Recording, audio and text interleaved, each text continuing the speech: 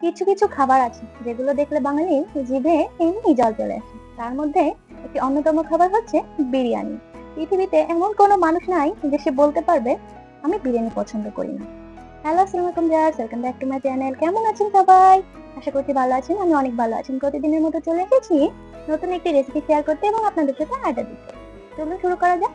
আজকে আমি দেখাবো আমাদের এলাকার হাতে মাখানো বিরিয়ানি রেসিপি। এখানে বেশি কিছু লাগছে না ভিউয়ার্স, কি কি লাগছে আমি দেখিয়ে দিয়েছি এবং রান্না করার সময় মুখে বলিয়ে দেবো। এখানে আমি একটি প্যানে সরিষা তেল দিয়ে নিয়েছি পর্যাপ্ত পরিমাণ। এরপর দিব কাঁচামরিচ, দেব এলাচ, দারচিনি, তেজপাতা, লবঙ্গ, কালো গোলমরিচ আর দিয়ে দিয়েছি হাফ কাপ পরিমাণ পেঁয়াজ।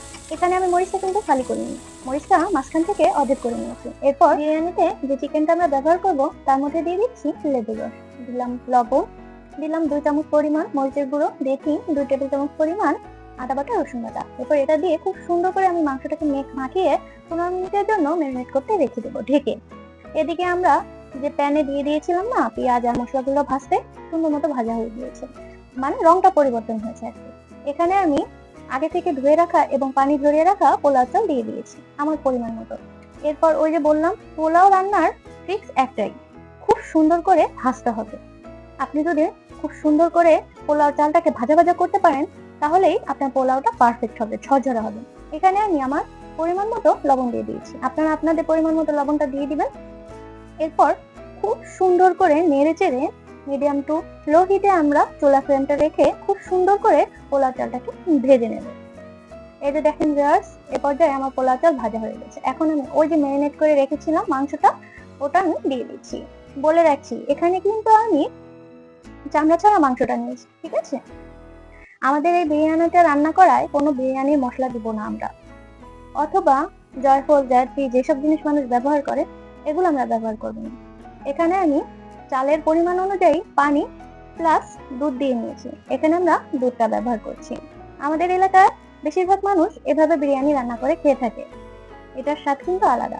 এই তো ভিউয়ার্স, আমরা পোলাও যেভাবে রান্না করি বা অন্যান্য বিরিয়ানি যেভাবে রান্না করি সেম, কিন্তু উপকরণগুলো ভিন্ন। এই যে আমি ঢেকে ঢেকে খুব সুন্দর করে বারবার ঢেকে দিচ্ছি, হ্যাঁ, দমে রেখে। এই পর্যায়ে কিন্তু চুলার যে হিটটা এটা কিন্তু লো হিটে থাকবেন। আমি ঢেকে ঢেকে দমে রেখে খুব সুন্দর করে বিরিয়ানিটা রান্না করে নিচ্ছি। এই যে দেখেন বারবার 10 মিনিট পর পর আমি ঢাকাটা তুলে নিচ্ছি আর নাড়াচাড়া করে দিচ্ছি। এই পর্যায়ে আমার বিরিয়ানিটা কমপ্লিট। এখানে কিন্তু ভিউয়ার্স আপনারা দেখতে পেয়েছেন আমি কোনো ধরনের কিন্তু মশলা ব্যবহার করিনি। সাধারণ যে মশলাগুলো আমি সেগুলোই ব্যবহার করেছি এই বিরিয়ানিটা রান্না করার ক্ষেত্রে। আমাদের দেশের, আমাদের এলাকার বিভিন্ন লোকজন এই শর্টকাট পদ্ধতিটা ইউজ করে বিরিয়ানিটা রান্না করে থাকে। খেতে কিন্তু স্বাদ হয় ভিউয়ার, আপনারা ট্রাই করে দেখবেন। সবসময় তো আমরা একইভাবে বিরিয়ানি খেয়ে থাকি, কেওড়া জল দিয়ে বা বিরিয়ানি মশলা দিয়ে, ঠিক আছে? তো আরো বিভিন্ন ধরনের মশলা আমরা ইউজ করে থাকি, জয়ফল, জয়ত্রী, বড় এলাচ, ঠিক আছে, ছোট এলাচ।